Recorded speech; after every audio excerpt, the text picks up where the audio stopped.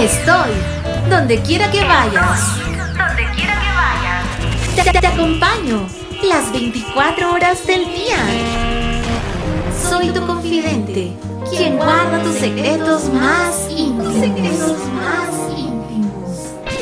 Ecuatorial FM, la radio que no te deja solo. Salí de mi casa súper tranquilo con un cigarrito en el bolsillo. El siguiente programa es responsabilidad de sus productores. Ecuatorial FM no se responsabiliza por las opiniones vertidas por sus conductores o invitados.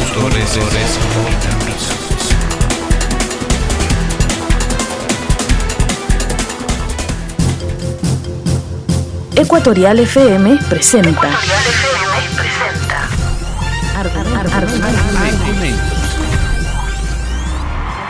Este Ecuador que no lo queremos enredado en lo intrascendente, sino en lo valeroso, luchador, infatigable, forjando un destino de grandeza. Argumentos. Para cambiar este país se necesita el poder, pero como instrumento de servicio, no como instrumento para servirte a los demás. Actores políticos, económicos y sociales de Ecuador y del mundo muestran sus opiniones en Argumentos. El odio nubla el cerebro, contamina las más claras inteligencias. Argumentos. Conduce Cristian Salinas. Bienvenidos.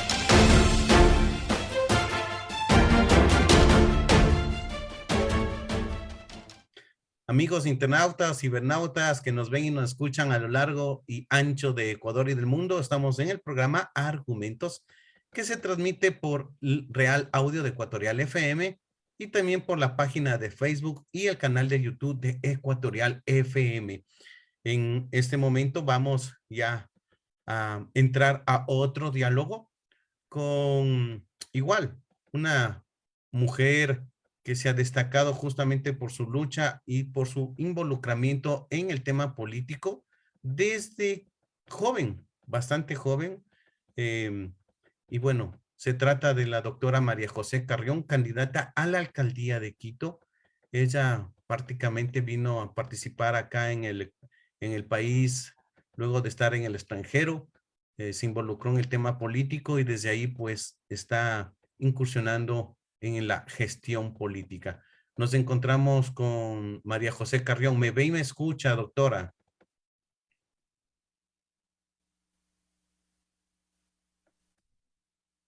Cristian, buenos días. ¿Cómo está usted? Mucho gusto. Muchas gracias por la invitación. Muy buenos días, doctora. Gracias por su presencia y su participación aquí en el programa Argumentos. Bueno, para empezar, justamente queríamos o quiero saber, y quienes nos ven y nos escuchan, saber un poquito más de usted. Por ejemplo, ¿usted vivió en el extranjero o estudió en el extranjero? ¿Cómo es esa parte de su vida cuando estuvo fuera del país?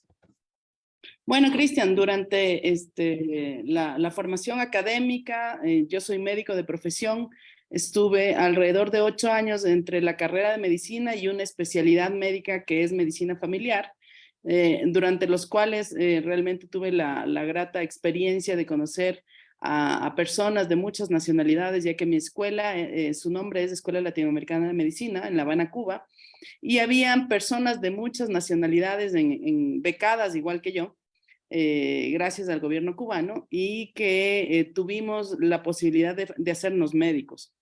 En ese entonces, pues claro, fue una experiencia maravillosa porque tuvimos la posibilidad de viajar, de estudiar en un régimen completamente distinto, académico.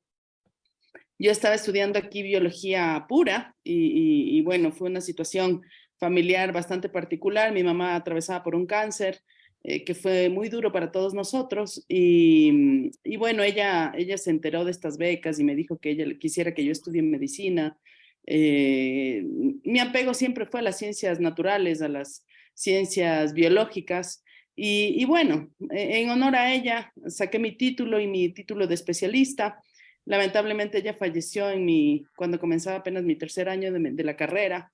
Y fue realmente el motor también ese amor, ese cariño que le tengo a ella y a su memoria, el que me hizo que, pues que sigamos en esta carrera que es tan dura la medicina y que sigamos ayudando a la gente, porque ella siempre fue muy solidaria, muy humanitaria. Y bueno, eso es lo que siempre hemos vivido, querido Cristian.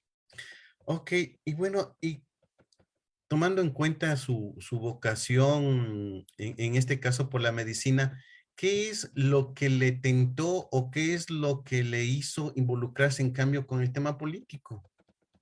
En realidad, Cristian, yo pienso, y alguna vez conversaba con una persona de mucha experiencia, ¿no? Yo le decía, a mí me gusta la política, yo quiero hacer política. Bueno, mi papá siempre estuvo inmerso en la dirigencia sindical, en las organizaciones sociales, en las luchas de los diferentes sectores de la sociedad.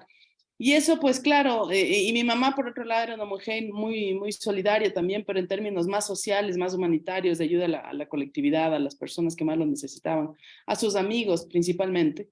Entonces yo viví creciendo y fui viendo ese tema de la solidaridad y de la ayuda. Obviamente la medicina es una carrera en la cual uno puede hacer mucho, y de hecho tengo una fundación sin fines de lucro, no hemos recibido ningún recurso del Estado, pero esta fundación básicamente se hizo para motivar a los profesionales y trabajadores de la salud a hacer brigadas médicas gratuitas en sectores populares de la ciudad, y lo hemos hecho. Ya hemos cumplido y culminado alrededor de 25,000 atenciones médicas en muchos puntos de la ciudad, y realmente se ha sumado mucha gente. Han participado por tiempos, otros tiempos vuelven, y así estamos todavía atendiendo a la comunidad. Pero por otro lado, en una conversación muy importante que fue para mí, me decían, sí, tienes que ser médico porque así vas a ayudar más a la gente. Pero yo le decía, pues que me gusta la política también. Entonces me decía esta persona muy sabia, me dijo, pero desde la medicina también puedes hacer política, y desde la medicina también puedes ayudar a la gente. Y mejor si eres médico político, porque en realidad vas a poder tener un espectro más amplio y vas a saber lo que significa la salud del pueblo, y vas a poder trabajar en políticas públicas en beneficio de la gente. Y bueno, Cristian, efectivamente esa persona tenía la razón. Me hice médico, me hice especialista, y desde esa visión del humano, de lo sensible, porque claro, uno cuando está enfermo, uno cuando tiene a sus familiares enfermos, es el momento más sensible y más delicado que uno tiene en la vida. Y claro, desde esa mirada humanitaria, pues por supuesto que se puede hacer una política pública trascendente en beneficio de la gente. Ok, bueno, y ahora que han pasado como cerca de 16 años desde que volvió de sus estudios en el extranjero y se involucró en la política, estuvo involucrada en el gobierno de Alianza País con el expresidente Rafael Correa, y dejó creo que la asamblea hace un año. Bueno, y ahora, ¿cómo le percibe la política después de esos 16 años que ha estado en esa actividad? Bueno, Cristian, yo creo que la política tiene de todo. En realidad, uno puede conocer gente maravillosa, puede conocer gente no tan maravillosa. Mi proceso dentro de Alianza País fue un proceso fundacional. Yo fui parte de las personas que comenzamos este proyecto político cuando no había absolutamente nada, no como otras personas de la partidocracia que se sumaron cuando estábamos ya con el 80% de aceptación. No, nosotros estábamos cuando teníamos apenas el 2% de conocimiento como una nueva fuerza política alrededor de Rafael Correa, que era conocido por el 2% de la sociedad, y que eso hacía que nosotros tengamos que trabajar 20 veces más duro porque estábamos construyendo un proyecto político. Y de hecho, los principios, muchos de los principios de los cuales hace 16 años me llevaron a ser parte de la fundación de algo nuevo para el país, son los principios que hoy día yo abrazo y profeso, y que lamentablemente, como vemos en Alianza País, se han alejado mucho los liderazgos que existen. De hecho, la mayoría de candidatos, por ponerle un ejemplo, que están en este momento para prefectos, viceprefectos, alcaldías, concejalías, son gente que nunca estuvo en el momento fundacional de este proyecto político. Y son gente que no sudó la camiseta cuando no había nada, que se recorrió a pie los barrios, y que conjuntamente con muchos fundadores fuimos los que sembramos esa semillita en el corazón de la gente, de los ecuatorianos, para que luego sea Alianza País lo que fue en su momento. Realmente se alejaron del proyecto fundacional, por eso yo renuncié a ese proyecto hace 6 años, no para ser candidata ahora, Hace 6 años, cuando era difícil, cuando tenía una fuerza, cuando incluso me señalaron de muchas formas. Sin embargo, yo creo que uno tiene que ser lo primero es leal a sus principios y a la forma de pensar y de creer las cosas. Y ese camino es el que me lleva hoy a ser parte de un proyecto nuevo, de gente joven, y yo sigo sembrando esa misma semillita de solidaridad, de respeto al otro, de un trabajo comunitario y colectivo en beneficio de las grandes mayorías, querido Cristian. Y eso hace que la gente me reconozca, primero, como legítima, segundo, como real, y tercero, como trabajadora, como lo que siempre he sido. He sido una política que desde las bases ha surgido, y no como muchos otros que llegaron a ser grandes candidatos y que realmente hoy se da cuenta de eso la gente, y la gente rechaza eso porque no ve liderazgos reales. Y realmente se ha perdido ese espíritu de construcción y de transformación. Más bien parece un conservadurismo, porque incluso de hecho ahora solo votan con el Partido Social Cristiano, que eso se aleja totalmente de nuestros principios políticos y éticos. Bueno, ahora usted que formó parte de un proceso político de Alianza País, en ese entonces Alianza País, ¿usted no reniega de ese tema? Porque claro, a partir de 2017 vino todo un proceso comunicacional de reproche y de posesionamiento de que los de Alianza País o los de ex Alianza País son ladrones, delincuentes, la revolución, como lo decían. ¿Usted no se avergüenza de formar parte de esto, de esos 10 años del gobierno de Alianza País, donde ahora incluso se les involucra, no sé si por ciencia cierta o simplemente por desprestigiarles comunicacionalmente como narcotraficantes? Bueno, Cristian, yo ahí sí le pediría que usted tenga la capacidad, además como una persona que está haciendo comunicación, que tenga la capacidad de separar el agua del aceite. El pueblo lo tiene, de hecho.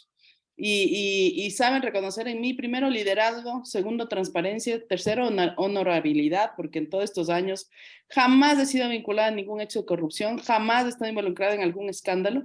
Al contrario, siempre he sido la voz fuerte de Quito y de la ciudad dentro de la Asamblea Nacional. He sido una de las voces más respetadas que ha habido en el legislativo, no solo por el grupo al que pertenecí y que me desafilié hace 6 años, ojo, Cristian, no hace 1, ni hace 2, ni hace 3 meses, hace 6 años. Y de esa forma, efectivamente, la gente sabe discernir y sabe reconocer. De hecho, ayer estuve en Carapungo con una excelente recepción y me ha ido muy bien en los barrios donde voy porque la gente me reconoce como eso, como una mujer de firmeza, de mano dura, de honestidad y de transparencia. Por tanto, por más que haya errores que se hayan cometido en su momento, uno no tiene por qué asumir las culpas de los demás. Si ni en la familia uno puede asumir las culpas de los demás, peor aún en una organización política. Bueno, ahora entonces usted, como dijo hace un momento, usted sigue abrazando ese ideal de cambio, de nuevos procesos, del involucramiento de la sociedad en la toma de decisiones dentro de los diferentes niveles de gobierno. Entiendo que es así, ¿cierto? ¿Se podría decir que usted se cataloga como una progresista? Por supuesto que sí, pero del progresismo real, del progresismo donde la gente decide y toma decisiones reales, del progresismo en la participación y de la equidad, de un progresismo que también apoya e impulsa a la empresa privada, a la industria, de un progresismo moderno que entiende que la equidad es una de las bases fundamentales para la disminución de los problemas de la sociedad, como la pobreza, la desnutrición infantil, la falta de empleo. Es decir, si nosotros generamos un progresismo en Quito de generación de empleo a través de nuestros 4 polos de desarrollo, que es nuestra propuesta principal, y esto no es otra cosa que generar las óptimas condiciones en el sur, en el norte, Valle de los Chillos, Valle de Tumbaco, 4 polos de desarrollo económico, y a la par generar el bienestar social que requiere la gente, con atención de salud, un sistema de salud Q. Yo como médico, evidentemente, y después de haber recorrido toda la ciudad de cabo a rabo, con nuestro sistema de salud de atención del voluntariado, sabemos las necesidades de salud que tiene la sociedad, más aún ahora después de una pandemia, y esto implica que la sociedad necesita un sistema de salud ávido de prestar servicios desde los hogares, no al contrario, como ocurre ahora, la gente va al sistema de salud. No, nosotros creemos que el sistema de salud tiene que ir a la gente a atender los principales problemas de la sociedad desde sus hogares, desde sus barrios, y esa es principalmente mi especialidad, y de eso conozco bastante y a profundidad. Y segundo, la generación de oportunidades y empleo. No podemos tener una sociedad donde no se genere empleo. Somos la ciudad más grande, Cristian, del país, la ciudad más grande, pero además la ciudad capital. Y resulta que nuestra ciudad desestimula la inversión, y no solo que la desestimula, sino que la ahuyenta a la que ya está. ¿Y eso por qué? Porque existen muchos tributos, tramitología, falta de transparencia, y siempre habrá esas personas que tratan de tramitarlo todo para cobrarlo todo. Nosotros vamos a hacer un sistema de entrega inmediata, rápido, con celeridad de los permisos para la nueva industria, disminución de tributos, entrega de los predios. Hay más de 3.000 predios abandonados en la ciudad. Esos predios tienen que ser para la productividad y desarrollo económico a través de la nueva industria, de las nuevas empresas, y que Quito se convierta a través de lo que en un momento fue pensado el aeropuerto de Quito en un centro de transferencia económico para el mundo. Y eso hay que lograrlo, y se puede lograr, por supuesto, porque además producimos de todo y podemos ser una especie de centro de acopio también de los países alrededor y de las provincias de alrededor, para lograr canalizar toda esa productividad hacia el mundo, hacia Europa, hacia Estados Unidos, hacia China, hacia otros sectores de la Asia, donde efectivamente podemos encontrar nuevo desarrollo económico y recursos frescos que ingresen a la economía de Quito. Todo eso para generar empleo firme y que nos permita saldar algunos de los elementos más importantes que tiene en este momento déficit la ciudad. La falta de empleo, la falta de oportunidades, la falta de vivienda. Ese es uno de los planes importantes que tenemos. La falta de vivienda en nuestra ciudad es altísima, y por eso de manera integral se puede atacar a todo lo que tiene que ver con la seguridad. Si no hay trabajo, es muy difícil atacar a la seguridad. Exacto. Hablando justamente de la cuestión que usted acaba de decir del empleo, por ejemplo, ¿qué va a pasar? Eso le preguntaba al anterior entrevistado, que también está candidato a la concejalía, bueno, el candidato a la concejalía de Quito, usted a la alcaldía de Quito, donde tiene mayor capacidad de decisión. ¿Qué va a pasar, por ejemplo, con los trabajadores que actualmente están en el municipio de Quito? Bueno, los más de 23.000 trabajadores, primero tendremos que pasar a un proceso de análisis de qué está pasando y cuál es la realidad de ellos. Muchos de ellos, querido Cristian, llevan 20 años trabajando con el mismo salario que ingresaron hace 20 años. Sin ningún tipo de modificación, sin ningún tipo de transformación, salvo obviamente este tema de la devaluación anual que hace que todos los salarios suban en base al salario mínimo vital. Pero sin embargo, no existe una revalorización ni una categorización al trabajador municipal. Entonces hay que empezar ordenando la casa. Yo tuve la experiencia, fui asesora en el Ministerio de Educación cuando se hizo el escalafón docente, lo logramos, fue difícil, pero se logró. Y allá teníamos 160.000 trabajadores. Profesores, profesoras, incluso trabajadores bonificados que ganaban entre 200 y 300 dólares. Gracias a mi gestión se logró aumentar el salario de ellos a 700 dólares. Es decir, se logró hacer una reivindicación de ese sector social tan importante. Entonces, se puede hacer una modificación institucional fuerte en relación al escalafón, a la revalorización. Mire, hay gente que ingresó con bachillerato y ahora tiene hasta PhD, gracias a sus propios esfuerzos, y no tiene una revalorización, sigue haciendo lo que hacía al interior del municipio cuando fue bachiller. Eso no es correcto, hay que hacer una recategorización y que todo ese conocimiento, ese bagaje de experiencia y su conocimiento académico se ponga en función de las necesidades del municipio y de este municipio que se tiene que transformar. Por eso es que nosotros decimos con claridad, no podemos pensar en que vamos a administrar la ciudad, porque administrar la ciudad sería sentarse y hacer más de lo mismo. Y Quito no aguanta más, no necesitamos más de lo mismo, necesitamos una profunda transformación de la ciudad. Y para esto, evidentemente, necesitamos hacer un cambio estructural, ¿verdad? Un cambio estructural. Y ese cambio estructural tiene que pasar primero por la valorización de la gente. Tenemos que valorar a nuestro personal, tenemos que saber quiénes son, qué están haciendo, cómo se sienten en su lugar de trabajo. Muchas personas se quieren jubilar. Conozco de cerca, se quieren jubilar, quieren ir a un proceso, otras a venta de renuncias. Y también está la Policía Metropolitana y los agentes metropolitanos de control. Ellos también necesitan tener un escalafón, una carrera interna que les permita también tener jerarquía y aumento de su salario. Obviamente, todos estos cambios institucionales internos tienen que ir de la mano de otras cosas que también ayudan a la ciudad. Si vamos a construir una ciudad en 4 polos de desarrollo económico, que es la propuesta, y un polo de desarrollo especial, que es el centro histórico, que va a ser un polo de desarrollo especial económico y turístico, efectivamente vamos a necesitar reestructurar a las personas en relación al lugar de donde viven. ¿Por qué? Porque necesitamos descongestionar la ciudad. Si son 23.000 personas, lo lógico y lo óptimo y lo ideal, querido Cristian, es que trabajen más cercano a donde viven. Es decir, si las personas viven en el sur de Quito, que trabajen en el sur de Quito. Si las personas viven en el norte de Quito, que trabajen en el norte de Quito. Y tenemos toda la infraestructura. En toda la ciudad tenemos además 9 zonales que permitirían hacer una reestructuración de las personas. Por otro lado, hay algo que ya lo vivimos y que funcionó muy bien. El tema del teletrabajo, Cristian. Hay que organizar para que la gente que quiera hacer teletrabajo pueda hacerlo tranquilamente desde la comodidad de su hogar y que pueda evitar con eso congestionar más aún el transporte.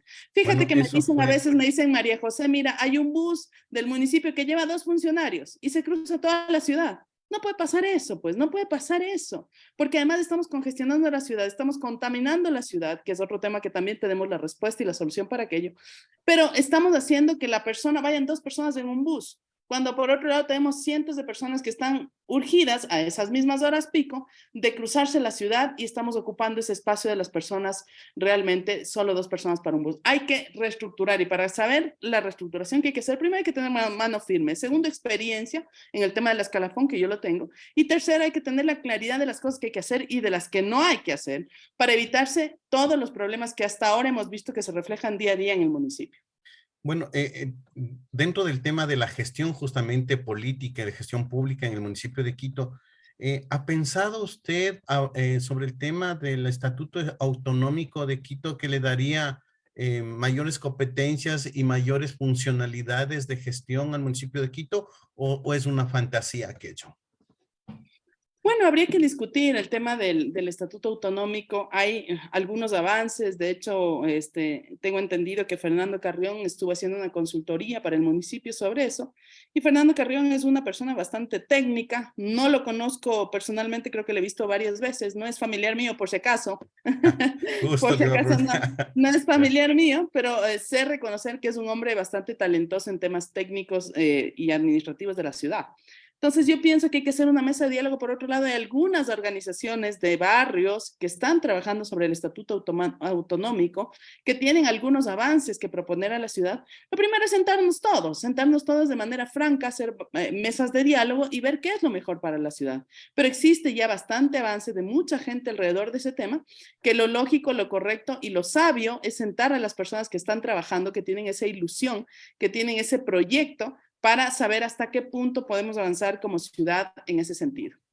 Bueno, en todo caso, usted no se opone a esto de un estatuto autonómico para justamente llevar a Quito a otro nivel de gobierno más decisivo, si cabe el término.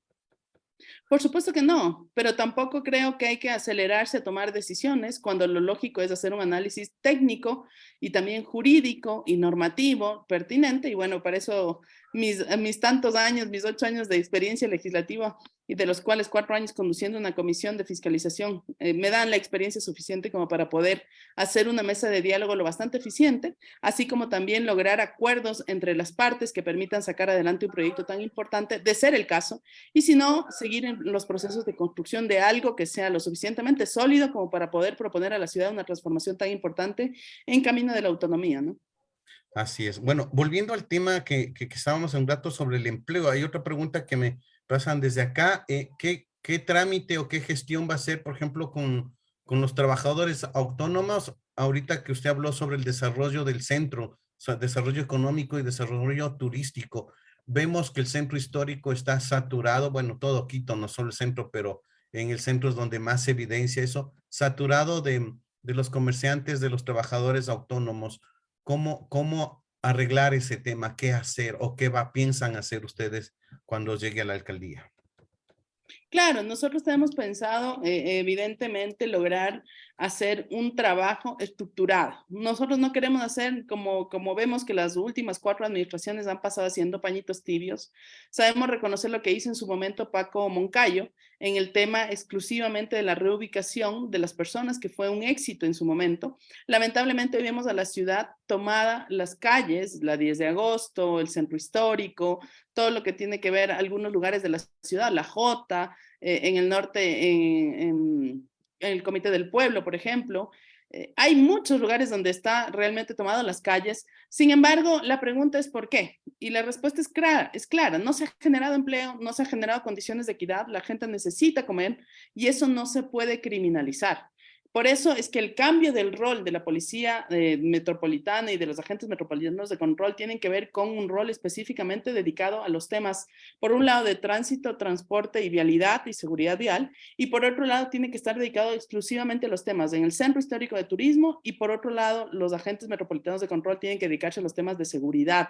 Para eso necesitamos activar puntos seguros en toda la ciudad, que tengan una administración de cámaras de seguridad y que podamos hacer nosotros todo un trabajo con los comités de seguridad, con los agentes metropolitanos de control, como parte de nuestro apoyo también a la gestión de la policía y de la información y la investigación también desde el territorio, sin que esto implique un cruce de competencias, al contrario, sino más bien un apoyo al rol de la policía tan importante en la lucha contra la delincuencia. Y por eso vamos a dejar de quitar las cosas a los que trabajan en la calle, ¿verdad? Ese triste paisaje cuando pasan los policías metropolitanos quitando cosas a las viejitas, muchas veces viejitos o madres con niños, y se arman una trifulca en ese momento. No podemos seguir en esa situación porque eso es, primero, es absolutamente cruel quitar a alguien que está tratando de sobrevivir con su venta. Segundo, es anacrónico, lo que tenemos que hacer es soluciones efectivas, y para esto es la generación del empleo. Por eso es que nuestro plan de generación del empleo va en 4 puntos de la ciudad,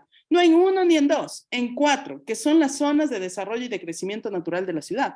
Pero queremos que la ciudad no crezca como crece ahora en lugares o zonas completas de las periferias, ¿verdad? En el noroccidente, la parte del norte occidental, y me refiero a la zona de Atucucho y demás sectores, la parte del sur, Chillogallo, Quitumbe, Guamaní, me refiero al otro sector, La Bota, Comité, etcétera, Carcelén, que son todavía de la parte urbana. Todo este sector del Valle de los Chillos, que ya son la zona rural, por ejemplo, Conocoto, Amaguaña, y el otro lado Tumbaco, y otras parroquias del otro sector, El Quinche, Tababela, etcétera. Son 4 polos de desarrollo económico, precisamente porque lo que queremos es organizar y ordenar la ciudad, Cristian, algo que no se ha hecho en muchos años, y generar empleo, algo que no se ha promovido tampoco en muchos años. Lo que se ha hecho es aumentar tributos, aumentar impuestos, se ha quitado el incentivo para la inversión, y esto ha implicado la fuga de capitales que usaban la gente, los empresarios, los inversionistas, como por ejemplo Confitec aquí en el sur, se fue Pinto hace algunos años. Eso no podemos seguir permitiendo, y todo esto se logra con la disminución de trámites, con el tiempo estimado máximo de 1 mes para la entrega de un trámite completo para el permiso de funcionamiento de la industria, hablo, no se diga de las tiendas, que deberá ser menos de 2 o 3 días, a través de trámites ágiles, y el control post permiso, que esto ya se lo hace en medicina, estimado Cristian. Incluso usted tiene medicamentos que están en la percha, y que el Ministerio de Salud Pública va a controlarlo después. Lo mismo se puede hacer en cuanto a los permisos que da el municipio para el funcionamiento desde los pequeños negocios hasta la gran industria. Si usted me dice, yo confío en usted, Cristian, y usted se va a abrir un negocio, le dejo que abra, y luego voy a registrar y revisar y checar si es que usted ha cumplido todos los requisitos que se establecen. Y si usted ha cumplido, perfecto, maravilloso, siga, pero usted no va a tener ese lucro cesante, como pasa ahora, de hasta 2 años o 3 años o más años, ¿verdad? Esperando un permiso para montar una industria en Quito, por favor. No podemos seguir haciendo eso. Entonces, mientras nosotros estimulamos la presencia de la nueva industria, entregamos los terrenos, los predios, de estos más de 3,000 predios que tiene Quito, que están en abandono, que sirven para botar basura, que no dan un sucre, un dólar, perdón, a la ciudad. Se acordó de los... Me acordé del sucre, eso que era chiquita, pero bueno. No da ni $1 a la ciudad. Efectivamente, tenemos que dar esos predios para la productividad, querido Cristian. Nuestra ciudad tiene que ser productiva, nuestra ciudad tiene que ser floreciente, otra vez de ese Quito Luz de América, pero la única forma de lograr esto es teniendo una verdadera inversión. ¿Y cómo logramos tener una inversión? Incluso, mira, tenemos que hacer, y para eso es el polo especial de turismo en el centro histórico, para recuperar las más de 80 casas que están en abandono, casas patrimoniales botadas, para darles a las nuevas empresas, a la nueva industria, para hacer vivienda en el centro histórico, para hacer hostales, hoteles, turismo en general, y hacer un instituto técnico turístico en el centro histórico, pero también un centro de negocios, donde podamos visibilizar a través de estos mapas en 3D la ciudad y podamos visibilizar las ventajas que le ofrecemos en el sur de Quito, en el Valle de los Chillos, en el Valle de Tumbaco, en el norte de Quito, a cada empresario, y qué terrenos tenemos en cada zona y cómo podemos negociar. Lo primero es, si usted me va a abrir 200 plazas de empleo, perfecto, le damos el comodato por 20 años, pero cada año usted me va a aumentar 100 plazas, usted tiene que crecer. Ya, si tenemos que hacer una exoneración de pago de tributos, las haremos, pero usted me garantiza que no va a haber movilidad de mi personal, que ese personal que va a trabajar con usted no va a ser un recambio como pasa ahora, querido Cristian, cada 3, 4 meses le votan a la gente y vuelven a contratar nueva gente. Eso no nos sirve. ¿Por qué? Porque a la par de esto, primero vamos a negociar que de esos 200, 300 de empleo, el 90% de la gente sea del sector. Ejemplo, si estamos en el Valle de los Chillos y es en Amaguaña el lugar, que el 90% sea de Amaguaña, los trabajadores. Y así me evito lo que pasa ahora, que perdemos todos los quiteños casi 3 horas en la movilidad para trabajar. Ok. Amigos internautas y cibernautas que nos ven y nos escuchan, al momento estamos dialogando con la doctora María José Carrión, está de candidata a la alcaldía de Quito, de la capital de la República de Ecuador. Recuerden que estamos transmitiendo por el Real Audio de Ecuatorial FM y también por sus plataformas digitales en Facebook y YouTube. Doctora, agradeciéndole por su participación y su presencia aquí, y justamente para ir terminando, porque tengo entendido que usted tiene ya otros compromisos y otras actividades que desarrollar a lo largo del día. Y bueno, estamos festejando o están festejando a la Carita de Dios Quito, justo este 6 de diciembre. Bastante puntual, el régimen actual del municipio de Quito pretende hacer funcional el metro sin mayores, ¿qué se puede decir? Sin mayores pruebas, evidencias de poderlo hacer. Incluso se hablaba del 20 o 21 de este mes ya comenzarle a funcionar, pero después se dijo que solamente iba a estar abierto, pero que no iba todavía a funcionar. Bueno, para no alargar la pregunta, usted, si cuenta con el voto popular, ¿va a continuar con esta empresa contratada ya por el municipio para la operación del metro de Quito o va a desecharla? ¿Cómo va a ser ese tratamiento? Bueno, primero no podemos hablar de memoria. Yo pienso que necesitamos tener la información fehaciente de qué es lo que está pasando con el metro y lamentablemente mucha de esa información no es pública.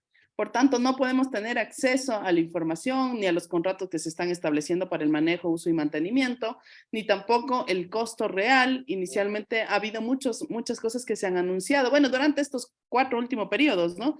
Desde que se construye, llevamos inaugurando el metro cada año, cada 2 años, y en realidad lo que hemos visto es, sin duda es un gasto y un lucro cesante a la ciudad que algún rato alguien tendrá que responder o varios tendrán que responder por esto. Sin embargo, lo que tenemos hasta el momento es un proyecto que sin duda va a transformar en un antes y después la ciudad de Quito, y hay que pensar no solo en el funcionamiento mismo del metro de Quito, sino también en lo que va a pasar en superficie. Evidentemente, la modificación y la reestructuración del tránsito de la ciudad tiene que ser un tema planificado y absolutamente técnico, no político. Y para eso es muy importante que se hagan estas mesas de diálogo con los transportistas de la ciudad, con los que están trabajando en el día a día, con las empresas y las compañías, con los servicios de metro y trolebús. Porque lo que hay que hacer, efectivamente, es lograr hacer una articulación lo suficientemente sólida como para que la entrada en vigencia del metro, primero, no genere un caos en la ciudad, sino que al contrario, genere un bienestar social y que, por otro lado, las líneas también tengan una modificación en el sentido de lograr establecer un servicio en aquellos lugares donde en este momento el servicio no llega y que con la entrada de vigencia del metro sus líneas largas que recorren toda la ciudad de sur a norte o de norte a sur, en este momento van a estar suplidas por un servicio que se va a hacer el del metro de Quito, que va a ser el mismo recorrido por subterráneo. Entonces, en ese sentido, es evidente que hay que tener una gran y alta responsabilidad para no desabastecer del servicio de transporte sectores que históricamente han estado desabastecidos y por otro lado lograr hacer una reestructuración del transporte que permita tener un transporte eficiente, propenda hacia el futuro a ir a un transporte ecológico y que logremos hacer, ojalá, yo creo que se puede pensar en alternativas de movilidad como el tranvía a Los Valles, como el tranvía en la línea del trolebús o del metro Quito. Es decir, hay una serie de posibilidades opciones reales, porque como usted ya tiene líneas de exclusividad, que es lo más difícil en las ciudades, ya en este momento existen líneas de exclusividad. Entonces podría pensar, porque por ejemplo, el 80% de los trolebuses en este momento están dañados. No hay servicio con el 80% de los trolebuses. Claro, por eso es que en hora pico eso es una verdadera tortura, transitar por toda la ciudad en un trole, porque claro, no existe el suficiente número de unidades. Y por otro lado, también estamos pensando en temas específicos en el tema de movilidad, como por ejemplo el taxi violeta exclusivamente operado desde las propias compañías de mujeres, con sus gerentes de compañía de mujeres, con sus conductoras mujeres, y de igual forma tener en horas pico la posibilidad de taxis no de taxis, sino de unidades exclusivas para la movilidad de mujeres y también vagones del metro de Quito para la exclusividad de la movilidad de las mujeres. Esto es un plan, obviamente, que es complementario a lo que pasa en la ciudad, ¿no? Uh-huh. Para ir ya cerrando la entrevista, tengo dos preguntas más. Me preguntan, por ejemplo, ¿qué va a hacer o qué tiene pensado hacer para volver a Quito como se lo planteó en la promocional de esa entrevista, para hacer a Quito accesible e inclusivo? Accesible, por ejemplo, la infraestructura, inclusive en que todos los grupos humanos puedan formar parte o estar dentro de la gestión administrativa, política, económica del municipio de Quito. ¿Cómo lo va a enfrentar justamente esos dos temas si usted cuenta con el favor popular? Bueno, lo primero es que tenemos un proyecto absolutamente inclusivo para las personas con discapacidad, por ejemplo, que históricamente han sido marginados del transporte público, de los servicios públicos, hasta de los parques, de la recreación, del deporte. Nosotros tenemos un plan absolutamente inclusivo y de hecho tenemos tres compañeros con discapacidad en nuestras listas, porque creemos que ellos, aparte de tener una discapacidad, han sido líderes. El uno es director de una fundación que trabaja con personas con discapacidad. Él tiene una discapacidad. Nuestro compañero Díaz, y también es Stalin Basantes. Él tiene también una discapacidad y ha sido líder también, fue fundador del ECU 911, ha sido subsecretario de Seguridad, es decir, una persona con mucha experiencia en ámbito administrativo y técnico, y que ellos seguramente, yo les he dicho, yo quiero que ustedes estén, cuando estábamos en la discusión de las listas, yo quiero que ustedes sean parte de nuestras listas porque necesitamos que ustedes sean los encargados y portavoces. Nosotros, las personas que no tenemos una discapacidad por el momento, somos personas que tenemos que entender que no es lo mismo pensar por el otro a que pensar por uno mismo y lo que uno vive. Entonces, las personas con discapacidad tienen que ser corresponsables de una ciudad inclusiva, no solo en términos de las rampas, no solo en términos del acceso al transporte, sino de manera integral. Es decir, ese cumplimiento de lo que establece ya la ley de las discapacidades, de la incorporación de las personas con discapacidad al trabajo, tiene que ser un cumplimiento obligatorio. Mira, yo con tristeza he conocido en estas conversaciones y en estos diálogos, yo trabajo con mi fundación, con muchas fundaciones con personas con discapacidad, conozco a profundidad el tema y da mucha tristeza porque dicen, sí, María José, me contrataron o le contrataron a mi hijo, me cuentan, y lamentablemente solo le llevan para que cobre, o si le dan trabajo no les gusta que esté en las oficinas porque es como que no les da una buena imagen a las oficinas, y realmente eso es triste, es cruel. No es una verdadera inclusión, simplemente es un cumplimiento de la normativa por cumplir los estándares que establece la norma, pero no porque existe una verdadera conciencia de inclusión. Entonces nosotros queremos ir a una transformación profunda en la inclusión, por eso es que estamos haciendo un sistema integrado de salud, como te había comentado, querido Cristian, en el cual se incluye todo un departamento especializado en las personas con discapacidad en nuestros 4 polos de desarrollo económico, para que ellos no solo como ahora ocurre en Quito, que en el INFE es uno de los mejores lugares aquí en el Conocoto, donde yo vivo, donde se pueden hacer atención integral y rehabilitación física. Solo hay uno que es así como muy renombrado a nivel de la ciudad, pero es casi imposible, es privativo, porque no se puede conseguir el turno, es un problema, etcétera. Entonces tenemos que tener centros de atención a las personas con discapacidad cercanas a su hogar. El segundo tema es la inclusión educativa. No podemos tener inclusión educativa si no a la vez se habilita y se capacita a los docentes universitarios o a los docentes que están en las instituciones de pregrado, bachillerato, básica y prebásica, porque efectivamente ellos también necesitan capacitación. Estuve visitando hace poco un colegio, una escuelita, perdón, en el norte de Quito. Y realmente el rector me decía, María José, lo que pasa es que sí estamos recibiendo niños con capacidades especiales o discapacidades, decía él, y lamentablemente nuestros profesores, nuestros docentes no tienen una capacitación para cómo llevar esto.